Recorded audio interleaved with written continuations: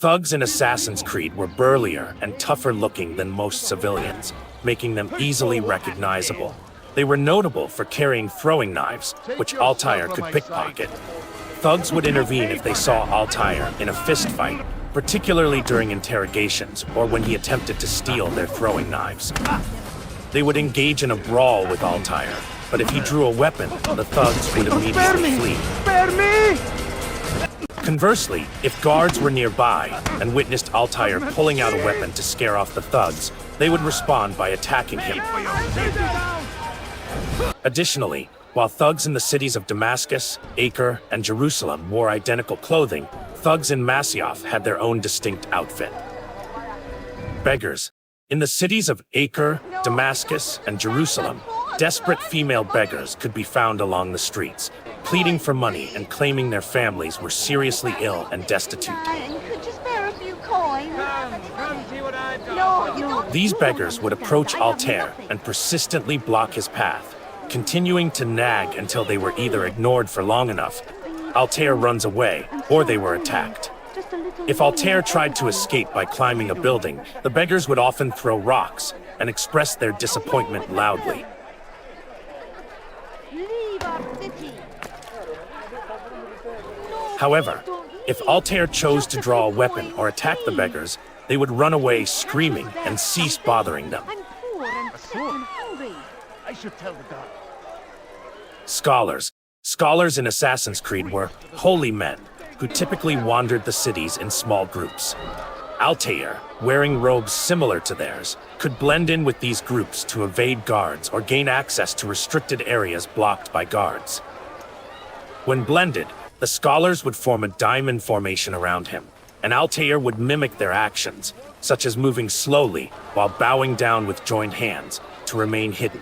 One interesting fact is that scholars are the civilians that Altair could not normally kill with weapons, though throwing them into water would cause them to drown.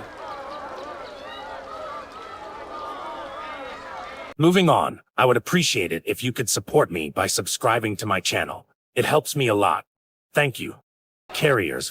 Carriers in Assassin's Creed were citizens who could be found walking around carrying heavy objects. These civilians came in two variations: jar carriers and box carriers. Jar carriers were women holding large clay jars on their heads, while box carriers were men holding crates close to their chests. If Altair knocked over either of these civilians, nearby guards would issue a warning, and if it happened again, the guards would attack. My good people, your search has come to an end. You do not want to do that again. When Altair bumps into them, they would drop their item and openly scold him. Are you blind? Be more careful.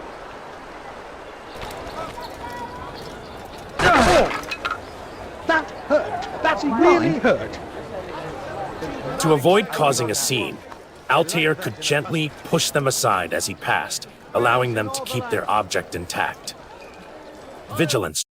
Vigilantes in Assassin's Creed were groups of brave, tough men who assisted Altair after he saved citizens in distress. These citizens were usually women, likely the wives, daughters, mothers, or close relatives of the vigilantes. To show their gratitude, when Altair ran past a group of vigilantes while being chased by guards, the men would grab hold of the soldiers, delaying them and aiding Altair's escape. Interestingly, if Altair passed by a group of vigilantes when not being pursued, they would greet him positively. I'll be right here, don't you worry. Hello, my friend. You look well. Troublemakers.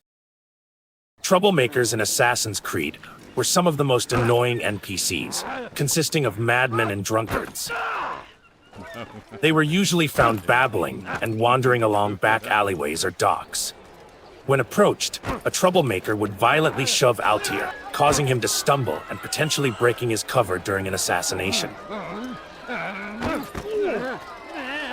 Like beggars, if Altair punched, grabbed, or shoved a troublemaker, they would flee.